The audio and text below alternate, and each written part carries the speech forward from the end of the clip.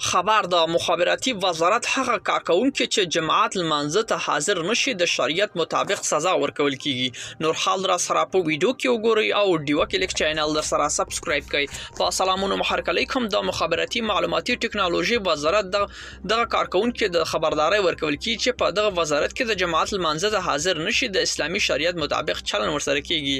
هغه مکتوب کې چې دغه وزارت سرپرست مولوي نجیب الله حقانی په لاسلیک ریاستونو ته لیکدول شوی غلی چې سرغړونکو کارکونکو له اسلامي شریعت پر بنسټ چلن کیږي.